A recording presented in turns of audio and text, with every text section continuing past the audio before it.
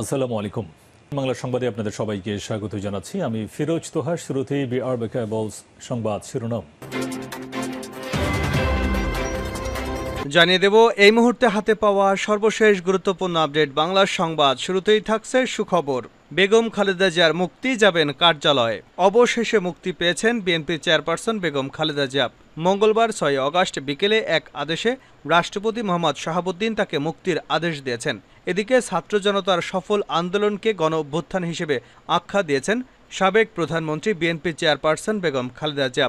ছাত্র জনতার ঐতিহাসিক বিজয়ে তাদেরকে তিনি অভিবাদন জানিয়েছেন। তিনি বলেন, জনতা ন্যায়ের ও গণতন্ত্রের পক্ষে আছে। এবারে জানাবো, সৎ অফিসারদের দিয়ে পুলিশ বাহিনী ঢেলে সাজাতে হবে। সৎ এবং নীতিবান অফিসারদের একত্রিত করে পুলিশ বাহিনী ঢেলে সাজানোর আহ্বান জানিয়েছেন অতিরিক্ত ডিআইজি মোহাম্মদ আবদুল্লাহ আরেফ। মঙ্গলবার তিনি এমন আহ্বান জানিয়েছেন। আবদুল্লাহ আরেফ বলেন, কর্মঠ এবং নীতিবান পুলিশ অফিসারদের বঞ্চিত করে রাখা হয়েছিল। প্রাপ্য পদোন্নতি থেকেও বঞ্চিত করা হয়েছে, কিন্তু পুরস্কৃত করা হয়েছে অনৈতিক এবং পদভ্রষ্ট অফিসারদের, যার প্রভাব পড়েছে পুলিশ বাহিনীতে। জনগণের কাছে পুলিশ একটা আতঙ্কের নাম। সাধারণ মানুষকে হয়রানি এবং যাকে তাকে তুলে এনে পুলিশ ভীতিকর অবস্থার সৃষ্টি করে রেখেছিল। জানাবো, বিমানবন্দরে আটকে দেওয়া হলো হাসান মাহমুদকে। বিদেশ যাওয়ার চেষ্টা করেও বিফল হয়েছেন সদ্য সাবেক পররাষ্ট্রমন্ত্রী এবং আওয়ামী লীগের যুগ্ম সাধারণ সম্পাদক হাসান মাহমুদ। তাকে ঢাকার শাহজালাল আন্তর্জাতিক বিমানবন্দরে আটকে দেওয়া হয়েছে। সূত্র জানায়, আজ মঙ্গলবার বিমানবন্দরের ভিআইপি লাউঞ্জে থাকা অবস্থায় তাকে বিমানবন্দরের কর্মীরা ঘিরে ফেলেন। তখন নিরাপত্তা কর্মীরা তাকে সেখান থেকে সরিয়ে নেন। তবে তিনি কোন দেশে যাচ্ছিলেন সে বিষয়ে নিশ্চিত হওয়া যায়নি। এদিকে শেখ হাসিনার ভিসা বাতিল করল যুক্তরাষ্ট্র। বৈষম্য বিরোধী ছাত্র আন্দোলন ঘিরে বাংলাদেশের পদত্যাগ করা প্রধানমন্ত্রী শেখ হাসিনার ভিসা বাতিল করেছে যুক্তরাষ্ট্র। মঙ্গলবার যুক্তরাষ্ট্রের পররাষ্ট্র দপ্তরের একটি সূত্র এ তথ্য নিশ্চিত করেছে। এর আগে সোমবার ছাত্রদের ডাকে লং মার্চ টু ঢাকা কর্মসূচির সময় শেখ হাসিনা ও তার ছোট বোন শেখ রেহানা দেশ ছেড়ে পালিয়ে যেতে বাধ্য হন। বাংলাদেশ ছেড়ে প্রথমে ভারতে পৌঁছান শেখ হাসিনা। আপাতত ভারত তাকে আশ্রয় দিয়েছে। নিরাপদ আশ্রয়ে যেতে কিছুদিন সময় দেওয়া হয়েছে বলে সর্বদলীয় বৈঠকে জানিয়েছেন ভারতের পররাষ্ট্রমন্ত্রী এস জয়শঙ্কর। তিনি জানান, শেখ হাসিনার পরবর্তী পরিকল্পনা কি তা তিনি ভারত সরকারকে জানালে সে অনুযায়ী পদক্ষেপ নেওয়া হবে। জানিয়ে দেব, যেখানেই দুর্বৃত্তপনা সেখানেই প্রতিরোধ। বাংলাদেশ জামায়াতে ইসলামের আমির ডাক্তার শফিকুর রহমান বলেছেন, একটি সুবিধাবাদী দুর্বৃত্ত গোষ্ঠী বিভিন্ন স্থানে সরকারের স্থাপনা, প্রতিপক্ষের বাড়িঘর এবং ক্ষেত্র বিশেষে সংখ্যালঘুদের ধর্মীয় প্রতিষ্ঠানে হামলা ও অগ্নিসংযোগ করেছে। তাই আমরা জাতিকে আহ্বান জানাবো, যেখানেই দুর্বৃত্তপনা দেখবেন তৎক্ষণাৎ এদের প্রতিরোধ করতে হবে। এবারে থাকছে মেজর জেনারেল জিয়াউলকে অব্যাহতি, সেনাবাহিনীর শীর্ষ পদে রদবদল। মেজর জেনারেল জিয়াউল আহসানকে চাকুরি হতে অব্যাহতি দেওয়া হয়েছে। মঙ্গলবার বিকেলে আন্তঃবাহিনী জনসংযোগ পরিদপ্তরের পাঠানো এক বিজ্ঞপ্তিতে এ তথ্য জানানো হয়। আইএসপিআর জানায়, মেজর জেনারেল জিয়াউল হাসানকে চাকুরি থেকে অব্যাহতি দেওয়া হয়েছে। এবং সর্বশেষ জানাবো, কুমিল্লায় আওয়ামী লীগ নেতার বাড়ি থেকে 7 জনের লাশ উদ্ধার। কুমিল্লা নগরীর আশোকতলায় সাবেক কাউন্সিলর ও আওয়ামী লীগ নেতা মোহাম্মদ শাহ আলমের আগুনে পুড়ে যাওয়া বাড়ি থেকে 7 জনের মরদেহ উদ্ধার করা হয়েছে। মঙ্গলবার সকালে বাড়িটি থেকে তাদের লাশ উদ্ধার করা হয়। প্রত্যক্ষদর্শীরা জানান, সোমবার রাত 8টার দিকে বিক্ষুব্ধ জনতা আশোকতলা এলাকায় কুমিল্লা সিটি কর্পোরেশনের 7 নম্বর ওয়ার্ডের সাবেক কাউন্সিলর এবং ওয়ার্ড আওয়ামী লীগের সাবেক সভাপতি শাহ আলম খানের বাড়িতে হামলা চালায়। এতক্ষণ শিরোনাম শুনছিলেন, এবার বিস্তারিত। প্রিয় দর্শক, আপনি যদি এই চ্যানেলে নতুন হয়ে থাকেন, ভিডিওটি দেখতে দেখতে চ্যানেলটি সাবস্ক্রাইব করে আমাদের সঙ্গে থাকুন। আর এই ভিডিও সম্পর্কে আপনি আপনার মূল্যবান মতামতটি কমেন্ট বক্সে জানিয়ে দিন।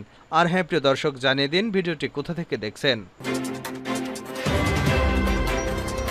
বেগম খালেদা জিয়ার মুক্তি, যাবেন কার্যালয়ে। ছাত্র জনতাকে অভিনন্দন, শান্ত থাকার আহ্বান। অবশেষে মুক্তি পেয়েছেন বিএনপি চেয়ারপারসন বেগম খালেদা জিয়া। মঙ্গলবার বিকেলে এক আদেশে রাষ্ট্রপতি মোহাম্মদ শাহাবুদ্দিন তাকে মুক্তির আদেশ দিয়েছেন।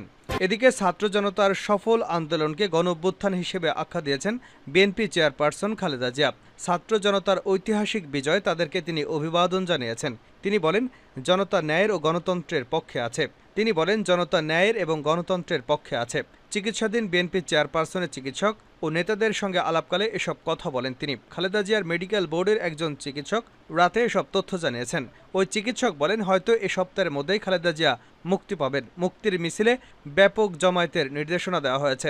নেতাকর্মীদের জনতার ঢল নিয়ে তিনি কার্যালয়ে যাবেন। চলমান সার্বিক পরিস্থিতিতে দেশের সর্বস্তরের দেশবাসীকে শান্ত থাকার আহ্বান জানিয়েছেন বিএনপি চেয়ারপারসন। মেডিকেল বোর্ডের ওই সদস্য জানান, ছাত্র জনতার আন্দোলনে শুরু থেকেই খোঁজখবর রাখছিলেন খালেদা জিয়া। সোমবার শেখ হাসিনার পদত্যাগ ও দেশ ছাড়ার খবর তিনি টেলিভিশনে দেখেছেন। এরপরেই তিনি তার ছেলে তারেক রহমানের সঙ্গে টেলিফোনে কথা বলেন। এদিকে রাজধানীর এভারকেয়ার হাসপাতালে চিকিৎসাধীন বিএনপি চেয়ারপারসন খালেদা জিয়ার শারীরিক অবস্থা অনেকটাই উন্নতি হয়েছে। তার ঘুম ও খাওয়া দাওয়া স্বাভাবিক নিয়মে হচ্ছে। স্বাস্থ্যের গুরুত্বপূর্ণ প্যারামিটারগুলো সঠিক মাত্রায় রয়েছে। অবস্থার উন্নতি হওয়ায় কেবিনে চিকিৎসা দেওয়া হচ্ছে। মেডিকেল বোর্ডের আরেকজন সদস্য সোমবার রাতে এসব তথ্য জানিয়েছেন। দুর্নীতির মামলায় দণ্ডিত হয়ে 2018 সালে কারাগারে যেতে হয়েছিল সাবেক প্রধানমন্ত্রী বেগম খালেদা জিয়াকে। করোনা ভাইরাস মহামারীর শুরুতে তার পরিবারের আবেদনে সরকার নির্বাহী আদেশে 2 শর্তে তাকে সাময়িক মুক্তি দেয়। শর্ত হলো, তাকে নিজের বাসায় থেকে চিকিৎসা নিতে হবে এবং তিনি দেশের বাইরে যেতে পারবেন না। গত 3 বছরে পরিবারের সদস্যরা চিকিৎসার জন্য খালেদা জিয়াকে বিদেশে নিতে কয়েক দফা অনুমতি চাইলেও ওই শর্তে যুক্তি দেখিয়ে প্রতিবারই তা নাকচ করেছে সরকার। এর আগে লন্ডন থেকে এক ভিডিও বার্তায় দলটির ভারপ্রাপ্ত চেয়ারম্যান তারেক রহমানও দেশের সর্বস্তরের জনগণকে শান্ত থাকার আহ্বান জানিয়েছেন। এছাড়া সেনা সদর দপ্তরে সেনাবাহিনীর প্রধান জেনারেল ওয়াকারুজ্জামান বৈঠক শেষে বিএনপি মহাসচিব মির্জা ফখরুল ইসলাম আলমগীর বলেন, সেনাপ্রধানের সঙ্গে সুন্দর বৈঠক হয়েছে। এ সময় শিক্ষার্থী ও দেশবাসীকে শান্ত থাকার আহ্বান জানিয়েছেন তিনি। সৎ অফিসার দিয়ে পুলিশ বাহিনীকে ঢেলে সাজাতে হবে। সৎ এবং নীতিবান অফিসারদের একত্রিত করে পুলিশ বাহিনী ঢেলে সাজানোর আহ্বান জানিয়েছেন অতিরিক্ত ডিআইজি মোহাম্মদ আবদুল্লাহ আরেফ।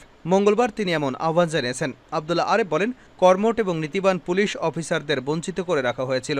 প্রাপ্য পদোন্নতি থেকেও বঞ্চিত করা হয়েছিল, কিন্তু পুরস্কৃত করা হয়েছে অনৈতিক এবং পথভ্রষ্ট অফিসারদের, যার প্রভাব পড়েছে পুলিশ বাহিনীতে। জনগণের কাছে পুলিশ অনেকটা আতঙ্কের নাম। সাধারণ মানুষকে হয়রানি এবং যাকে তাকে তুলে এনে পুলিশ ভীতিকর অবস্থার সৃষ্টি করে রেখেছিল। অতি দ্রুত এই অবস্থার পরিবর্তনের আহ্বান জানিয়েছেন তিনি। বলেন, পুলিশ বাহিনীকে ঢেলে সাজানোর সময় হয়েছে। মানুষের আস্থার জায়গায় পৌঁছাতে কর্মঠ অফিসারদের নেতৃত্বে আনতে হবে, যারা পেশাগত জীবনে সৎ কিন্তু দুর্নীতিবাজদের কারণে দীর্ঘদিন ধরে পদোন্নতি বঞ্চিত, তাদেরকে কাজ করার সুযোগ দিতে হবে। পুলিশের এই কর্মকর্তা আরও বলেন, দীর্ঘ বছর অধিকার বঞ্চিত মানুষের যে আন্দোলন, সেই আন্দোলনের সুফল মানুষের ঘরে পৌঁছে দিতে পুলিশ বাহিনীর সংস্কার প্রয়োজন। পুলিশ জনগণের বন্ধু কেবল কাগজে কথা নয়, এটি বাস্তবে প্রমাণ করে দিতে হবে। বাংলাদেশ বিনির্মাণে সবার সঙ্গে কাঁধে কাঁধ মিলিয়ে কাজ করে যাওয়ার প্রত্যয় ব্যক্ত করেন তিনি। বিমানবন্দরে আটকে দেয়া হলো হাসান মাহমুদকে। বিদেশ যাওয়ার চেষ্টা করেও বিফল হয়েছেন সদ্য সাবেক পররাষ্ট্রমন্ত্রী ও আওয়ামী লীগের যুগ্ম সাধারণ সম্পাদক হাসান মাহমুদ। তাকে ঢাকার শাহজালাল আন্তর্জাতিক বিমানবন্দরে আটকে দেওয়া হয়েছে। সূত্রে জানা যায়, আজ মঙ্গলবার বিমানবন্দরের ভিআইপি লাউঞ্জে থাকা অবস্থায় তাকে বিমানবন্দরের কর্মীরা ঘিরে ফেলেন। তাকে নিরাপত্তা কর্মীরা সেখান থেকে সরিয়ে নেয়। তবে তিনি কোন দেশে যাচ্ছিলেন সে বিষয় নিশ্চিত করে কেউ জানাতে পারেনি। সার্ক ভিসা রয়েছে, তাই তিনি সার্কভুক্ত কোনো দেশে যাওয়ার চেষ্টা করেছিলেন। বর্তমানে তাকে কোথায় রাখা হয়েছে বিষয়টি নিশ্চিত হওয়া যায়নি। ছাত্র জনতার আন্দোলনে পতন হয়েছে আওয়ামী সরকারের। অবিস্মরণীয় এই অভ্যুত্থানের মুখে শেখ হাসিনা পালিয়ে গেলেও ভয়াবহ বেকায়দায় পড়েছেন আওয়ামী লীগের এমপি মন্ত্রীরা। অনেকে সুযোগ বুঝে দেশ ছাড়তে পারলেও আটকে পড়া অনেক মন্ত্রী, এমপি এবং অসংখ্য নেতাকর্মী প্রাণভয়ে পালিয়ে বেড়াচ্ছেন।